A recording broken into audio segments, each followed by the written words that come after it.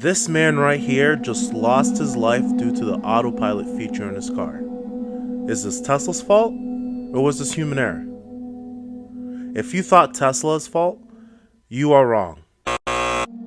Stay until the end because in this video, I'm going to show you why. Welcome to FirehouseHeavyweights TV. I'm your host, King Jerome. I'm hoping you're liking the Santa hat. Festive, I'm feeling festive today. On this channel, I like to show parents how to keep themselves and families safe from car wrecks, from fires, and from medical emergencies. Now, I want to start off with how I even came across this. So earlier this week, I'm sitting down and I'm going through my emails and stuff. I like to subscribe to certain Google alerts and news outlets for specific things that I like to keep up on and watch and read about, namely car accidents and things like that. I like to read what's going on, especially with electric vehicles and things like that. That's a lot of times where I get a lot of my inspiration to make these types of videos. And the whole thing with the electric vehicles, they are notorious in the fire service. The reason for it is because on average, for an average vehicle fire, right, a couple hundred gallons of water, you can put it out. Now, if it's an electric vehicle, on average, it's like 60,000 gallons of water. And then they still tend to ignite days after, weeks after.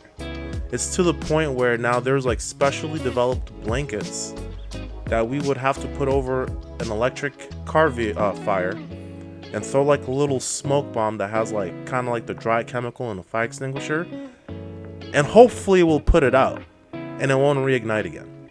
So that is the reason why I like to keep myself updated on the safety developments for electric cars. Now, this story popped up and it caught my attention because as of the day of this recording, I seen either it was a day or two ago that showed up that Tesla just recalled millions of the electric cars back. And I think the big reason for it is so they can update safety features on it. Not necessarily that there aren't safety features already in place, but like reminders to make sure that the user is using it at its appropriate level. That's where I came across a story with this man from Virginia named Pablo Teodoro. Here's a picture of him.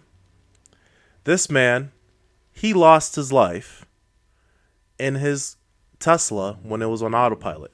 What ended up happening is that a semi-truck cut in front of him and the autopilot feature merged into the truck and it went like right under it, slicing off the top of the car's roof and unfortunately killing the driver.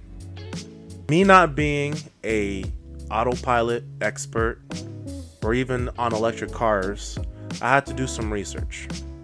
So I did some research. Since 2019, according to the National Highway Traffic Safety Association, or the I'm already screwing up the whatever. You guys know what I'm talking about. There have been 736 autopilot related accidents, 17 of them being fatal accidents.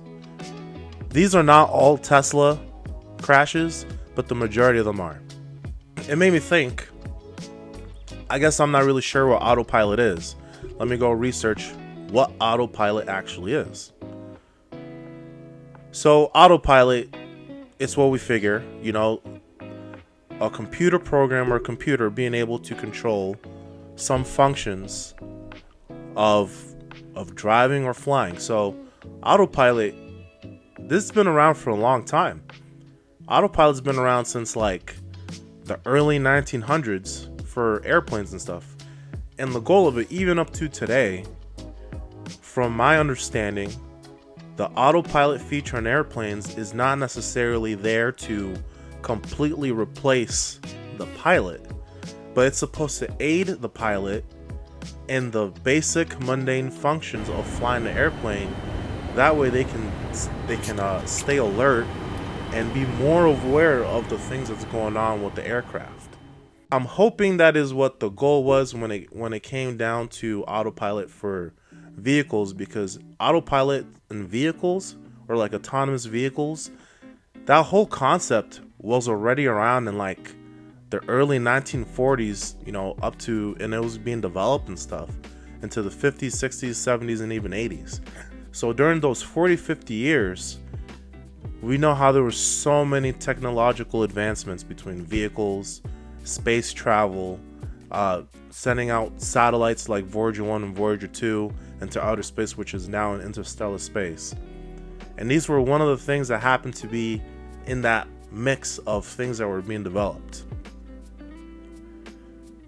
So I had to look up, the levels and stuff of the autopilot feature. And from my understanding, there are 6 levels of autopilot from 0 to 5. And pretty much what determines each level is what that autopilot feature, what it's able to replace for the driver. Like, for example, speed changes. If that's the only thing it does, that'd be a level 1. The next thing, if it can change, if it can control speed change and it can do something else also that the driver would usually do, now it would hit the next level. Here's a list of the 6 levels of autonomous driving according to the Society of that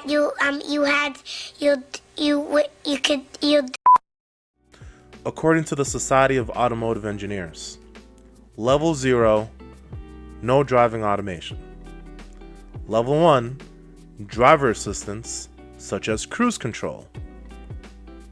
Level 2, partial driving automation, requiring human attention at all times. Level 3, conditional driving automation, allowing self-driving in certain conditions, but requiring intervention in severe conditions. Level 4, high driving automation, highly autonomous. Level 5, full driving automation.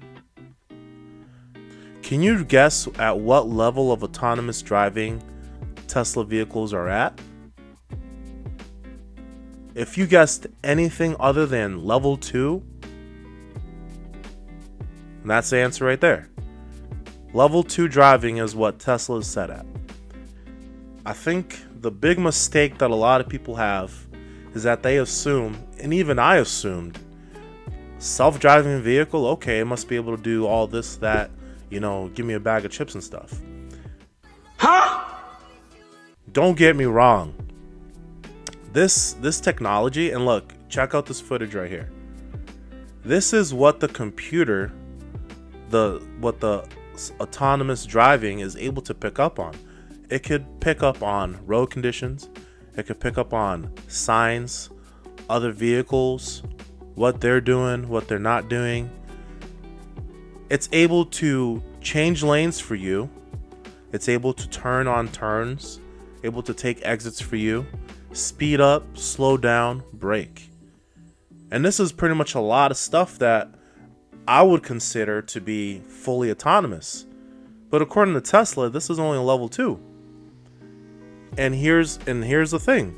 Requires human attention at all times. And I think this is a big thing why Tesla, they don't lose in court, because it's already there. It's written down that human attention is required at all times. Is it a possibility that Mr. Teodoro was texting, maybe taking a quick nap and stuff? Because the man was a business owner. I imagine he was extremely busy all the time. But it requires human intervention at certain times, because you cannot fully rely on technology all the time. If you guys have been around in the world for any amount of time, you know that technology does fail. It doesn't always fail, but it can and it will fail eventually.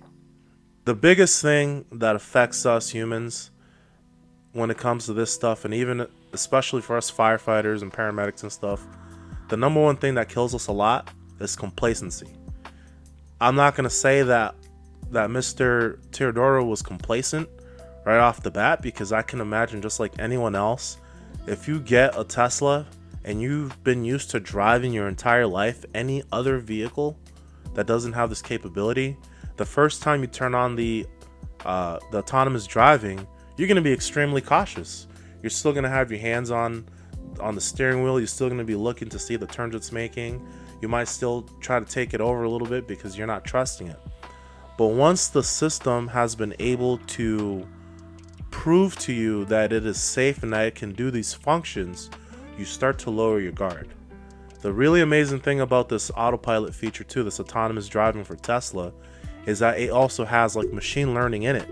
You know, it has the ability to learn.